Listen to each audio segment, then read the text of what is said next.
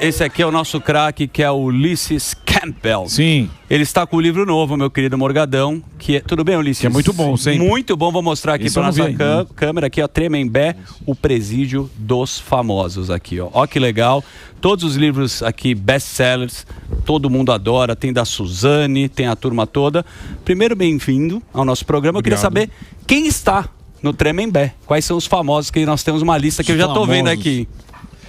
Os protagonistas, né, as estrelas, os famosos que ainda estão em Tremembé, o Lindenberg, que é o sequestrador e assassino da Eloá. Ah, que é aquele caso que foi, né, ao vivo e tudo mais, na televisão. Sequestro ao vivo. A história dele está abordada nesse livro. Tem os novos, né, que é o Robinho, o ex-jogador, e o Thiago Brenan, aquele empresário que é acusado de estuprar diversas mulheres. Ainda está lá também o Roger Abdelmaci, que é outro médico famoso pelo... É um estuprador serial. Médico de inseminação, né? Nossa, esse caso... Sim. E aí tem no presídio feminino aquele casal homoafetivo, Ana Flávia e a Karina, não sei se você lembra, que eles tocaram fogo na família inteira, no São Bernardo do Campo, dentro do carro. Ela é uma Suzane 2.0 porque ela matou... A Ana Flávia, no caso, que era filha, ela matou o pai e a mãe e mais o irmão para ficar com a herança. A Suzane ainda poupou o irmão, aceitou, tipo, dividir a herança com o irmão. A Ana Flávia, ela não poupou o irmão. É um caso bem conhecido, que eles tinham um quiosque de perfume no shopping. Meu Deus. Não, mas é só caso, né? Celebre. Ulisses, deixa eu só convidar a turma realmente. Onde que compra o livro? Não, então, o livro, a gente está lançando aqui... Lançamento. A capa. Não, a capa. A capa da Matrix. Exclusividade. Olha quem tá aí, o Paulo da Matrix, ele já é... Grande Paulão. Esse é sócio, meu, desde a época dos Irmãos Bacalhau, meu. Grande Paulão da Matrix. Então, lançamento aqui... O dono da porra toda é o Paulo. O livro, ele tá nesse momento na gráfica rodando. A gente trouxe esse livro aqui, é fake. Se você abrir... Você... Vamos ler o livro. Olha, tem um negócio de tarô. Não, isso é Kama Sutra. Que é isso? Só a capa aqui. Não, muito bom, mas você sabe que dimensão sobrevivência. 50 posições de Kama Sutra. Que é isso? Maravilhoso. Ó, deixa eu contar uma coisa. Eu tava vendo várias entrevistas, a gente quer abordar sobre este livro que, pô, todo mundo vai querer saber daqui a pouco. Você recebe ligações, cartas de pessoas que já pensaram em matar alguma vez? É verdade isso? Quando eu lancei a Elise Matsunaga, a mulher que escortejou o marido, em 2021, eu estava na época da pandemia, e aí eu comecei a receber mensagens pelo Instagram de mulheres que se identificavam com a Elise, mas não tinham chegado até o fato de matar o marido, né? Elas pensaram em matar o marido. Eu lembro de uma que chegou a tentar matar o marido. E aí, como estava na época da pandemia, eu comecei a conversar com essas mulheres. Eu até pensei em fazer um livro, porque elas sempre me mandavam mensagem de madrugada. E eu comecei a chamar elas. Fiz um grupo de mulheres possíveis assassinas. Mulheres insônias, eu chamei o grupo, porque elas... Cara, olha isso. Não, é porque mas assim... se você conversar com elas, tipo... Cara, é uma coisa muito dramática. Por exemplo, eu lembro que eu fiz um Zoom com uma delas. Ela é até de Belém do Pará. E aí era uma senhora, assim, dos seus 60 anos, uma senhora muito bonita e tal. E aí ela tinha um sorriso, assim, bem bonito. Ela perguntou, o que você acha do meu sorriso? Eu falei, essa senhora tem um sorriso muito bonito. Os seus dentes são muito bonitos. Ela disse, pois é, tudo porcelana, porque meu marido quebrou todos, me esmurrando. Que coisa, hein? E aí eu falava, mas por que a senhora não se separa? Porque ele é um ótimo pai. Tipo, meus filhos, porque ainda tem isso, né? O que é o dilema da Elise Matsunaga hoje. A Elise, ela tem que fazer um acerto de contas com a filha, não para explicar por que ela matou o marido, para explicar por que ela matou o pai da menina.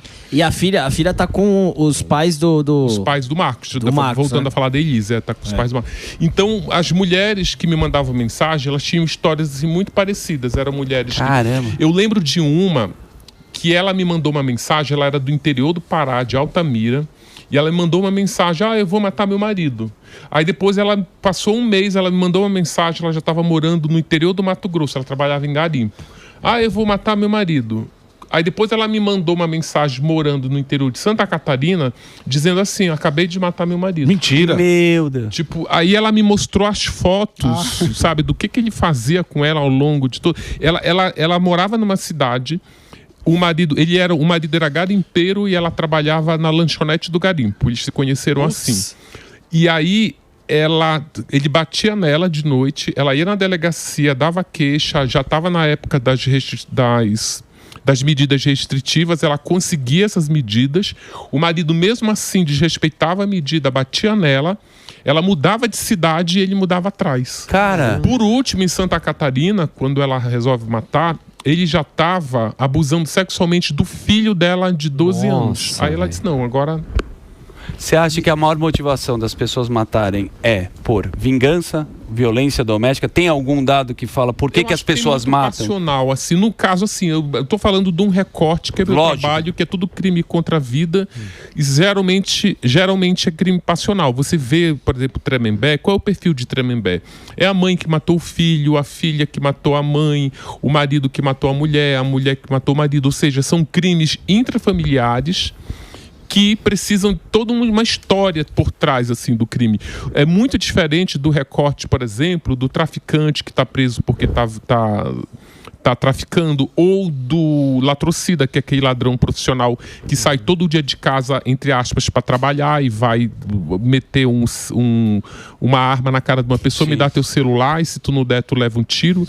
Então são diferentes, assim, não são... Não tem uma regra.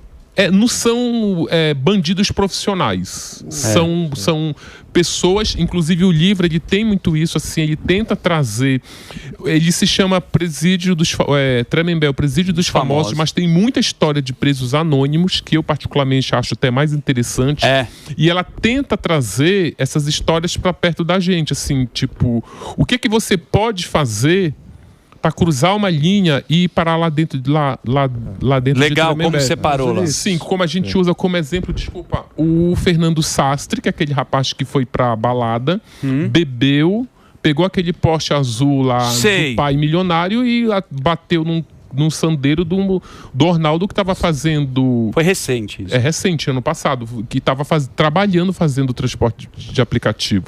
Então é isso, basta você beber e dirigir para uma fatalidade e parar lá dentro de Tremembé, né? Ô Ulisses, que é uma história... Não, deixa o Morgadão. É uma história que ele acabou de contar, curiosa, dessa mulher que falou, vou matar, acabou falando... E o que aconteceu? Ela foi presa? Qual foi o desfecho dessa história? Porque é uma coisa muito louca, né? A mulher te confessar, abrir isso pra você sabe o que aconteceu? Se ela foi presa? O que aconteceu lá no estado de Santa Catarina? Ela foi presa, ela foi para audiência de custódia. Quando chegou na audiência de custódia, ela provou, foi praticamente uma legítima defesa e tal, porque... O cara foi atrás, né? Então, ela não foi presa. O juiz mandou soltá-la na audiência de custódia. Claro que quando a pessoa comete um crime mesmo que seja legítima defesa, abre-se um processo, perícias, para poder concluir legalmente que aquilo foi uma legítima defesa. E falando do livro, você acha que... por que Tremembé tem tanto esses casos de pessoas famosas? É por conta disso que você falou, que pessoas que não são, entre aspas, profissionais do crime, e lá a gente sabe que muitas pessoas acabam indo para a cadeia e não são profissionais e acabam virando, né? Por próprio envolvimento, às vezes, com facção. Por que Tremembé é esse lugar que vai muitos casos que ficam famosos lá? Tremembé é considerada uma penitenciária diferenciada. Ela é uma penitenciária de alta segurança. Ela tem uma peculiaridade que ela tem muros baixos. Ela não tem, apesar dela ser de segurança máxima, ela tem esse paradoxo de ser uma penitenciária de muros baixos. O semiaberto de Tremembé, para tu ter uma ideia, do masculino, atrás não é nem uma muralha, é uma cerca. E qual é o perfil do preso que vai parar lá? Esse perfil é definido pela Secretaria de Administração Penitenciária, que é o órgão do governo que gerencia todas as cadeias. Tem alguns tipos de preso que não são profissionais do crime, que se você colocar, por exemplo, o rapaz que matou a mãe no Pinheirão, que é ou o presidente Venceslau, que são penitenciários onde tem traficante, rapidamente esse rapaz é cooptado por tráfico. Então, eles conseguem, na medida do possível, criar nichos dentro de algumas penitenciárias onde pode receber esses presos. E, além desses que não são, para não serem cooptados, presos que não resistiriam. Por exemplo, um estuprador, ele tem que ficar numa galeria só de estupradores.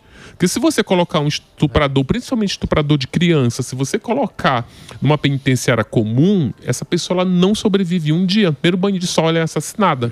Existem regras que não estão escritas em lugar nenhum, mas elas funcionam dentro da cadeia a ferro e fogo. Tipo, pedófilo, por exemplo, tem que ficar junto. O maníaco do parque está em áreas numa galeria onde só tem estuprador, porque ele não sobreviveria se ele tivesse sido colocado junto com traficantes, por exemplo. Sem dúvida. Por conta dessa peculiaridade lá de ter esses presos considerados especiais, é que eles acabam mandando os famosos para lá, porque eles são considerados presos vulneráveis. O Estado, ele tem um cuidado a mais com esses presos, porque se acontecesse alguma coisa com a Suzane von Richthofen dentro da penitenciária, isso repercutiria na mídia muito mais forte do que se acontecesse com o anônimo, e isso resvalaria no trabalho da Secretaria de Administração Penitenciária, né? Ulisses, pegando carona em tudo isso que você acabou de falar agora, que assim, a gente sabe que todo presídio tem regras, tem normas, tem praticamente a lei que funciona ali dentro, que é a lei deles. Em Tremembé, tem alguma regalia essa galera? Tem algum diferencial? Que nem se falou agora, eles não podem ficar junto, tal, e tudo mais. Mas tem algo que é diferente de outros presídios convencionais, tipo, desde alimentação, a banho de sol, outras coisas, visitas. Tem alguma coisa que pode ser considerada uma regalia? Falar, isso daí é demais. Tem umas regalias, mas elas não são... tipo a comida, os horários de banho de sol, isso é padrão em todas as penitenciárias. O que Tremembé tem de especial, primeiro que ele fica numa região do Vale do Paraíba, que é uma região muito bucólica, e eu acredito que é muito mais agradável você cumprir pena num lugar tão aprazível como aquele, do que você tá numa penitenciária de Pinheirão, do lado da Marginal. Em Guarulhos. É arborizado. Eu imagino que é muito agradável para os homens que estão ali cumprindo pena junto com o Robinho no banho de sol, ter acesso a um ídolo, né? Jogar uma bola. Ser treinado, que ele agora é treinador, né? Do que tem um Tremembé Esporte Clube lá, que eles botam estuprador versus assassinos. É mesmo? Meu Deus! E o livro traz essas partidas de futebol. Como é que é? Tem os... Eles dividem, tá o hacker de Arapiraca lá. Araraquara. O hacker de Araraquara e o Robinho, isso é uma notícia, não sei se é verdade. Eu que dei a notícia, tá? Mas no meu blog. Que eles vão fazer uma bet? Não é possível. O hacker de Araraquara e o Robinho vão fazer a bet. É verdade. Vai chamar Rollbet. Então eu descobri, porque como eu tava fazendo... Não, então Tremembet, né? Tremembet é bom.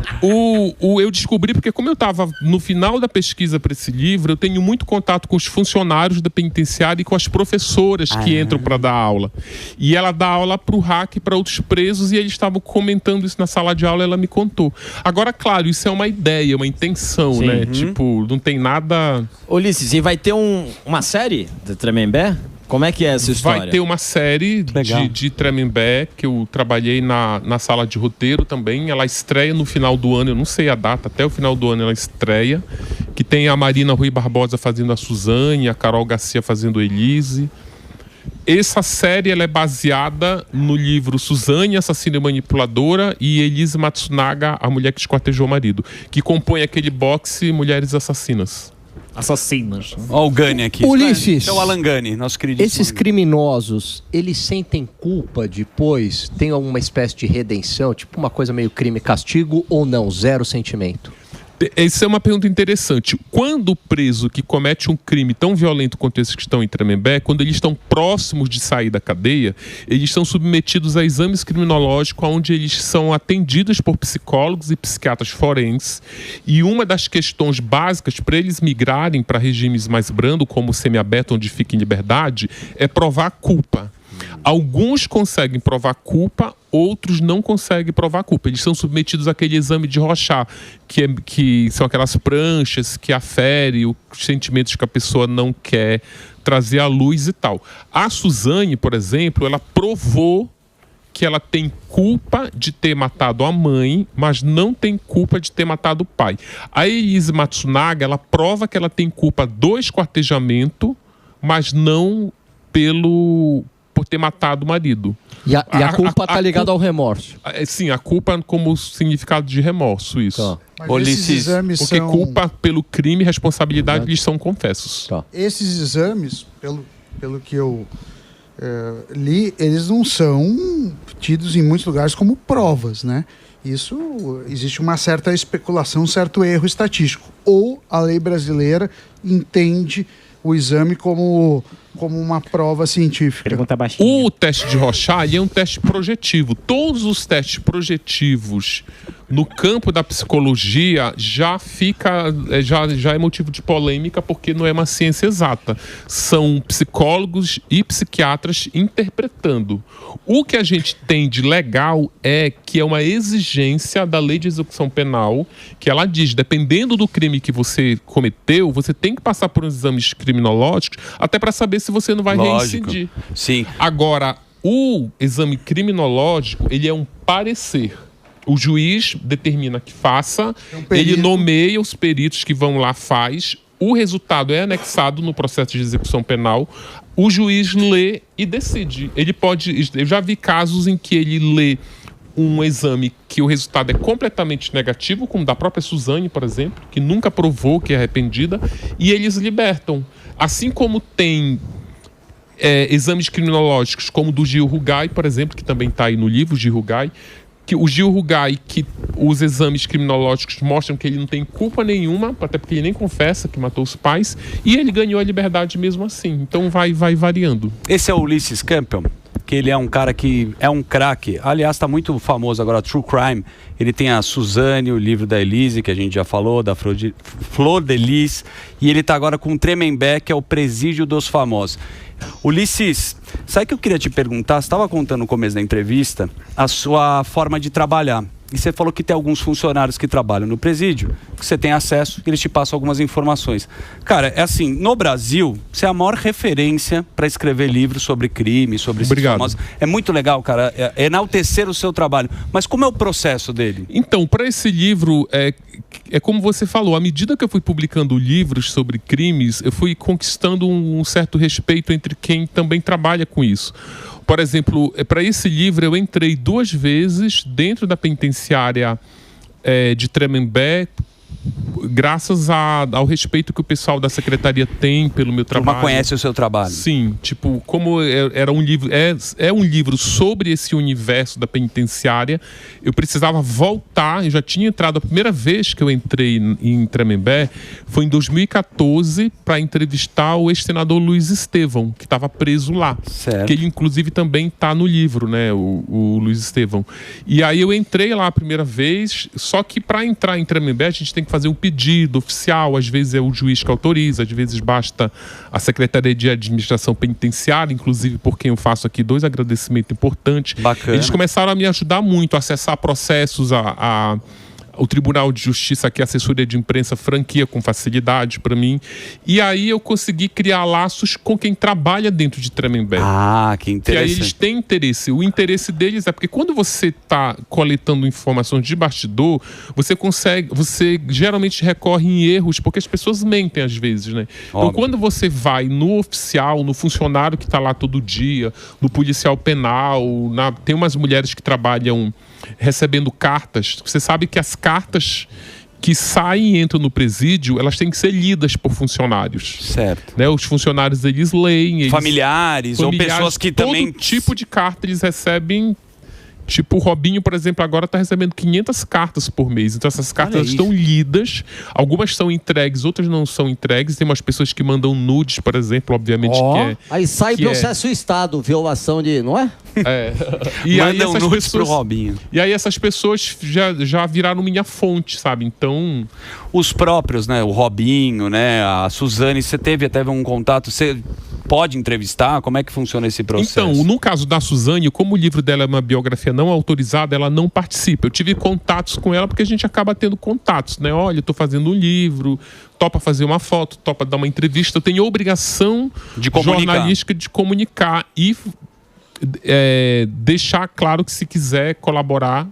E eles colaboram normalmente? Alguns sim. Tipo, a Elise Matsunaga, eu lembro que colaborou muito de forma indireta, porque ela estava gravando um documentário da Netflix, não poderia dar exclusividade, entrevista, exatamente, mas o advogado dela me ajudou muito. Eu tenho muita ajuda, assim, de pessoas ou do biografado ou de pessoas do entorno. Que, aliás, são as melhores informações, é de quem está no entorno e não... Mas é muito legal a pré-produção até chegar, né, na pauta, que é o livro, que é fantástico. Quero convidar a turma inteira aqui, ó. Tremembé, o presídio dos famosos, Ulisses Campbell. Esse craque aqui, @Ulisses Campbell. Melhor que temos. Ele é o melhor que temos. Gente você boa. tem razão, gente boa, competente. E, cara, se você ler um livro dele, você vai se apaixonar, cara. Se apaixonar não pela pessoa, no caso, né, Morgadão? Como se fosse a Suzane Richthofen. Você vai se apaixonar pelo talento do Ulisses, que você fica preso em cada livro que ele escreve. Parabéns. Muito obrigado. O lançamento, ele vai estar nas livrarias no dia 1º de setembro. Em todas as livrarias do Brasil. Já está em pré-venda na Amazon. Eu acho que, não sei se o link fica embaixo. Alguém me pediu o link da produção. Dá para pôr o link lá na descrição? Lá do... Eu mandei pro... Para quem? Aqui é difícil. Se você manda... Entra no Instagram. No Instagram. A noite de autógrafos é no dia 8 de setembro, na livraria Drummond, do Conjunto Nacional aqui da Paulista, a partir das 18 horas. Boa.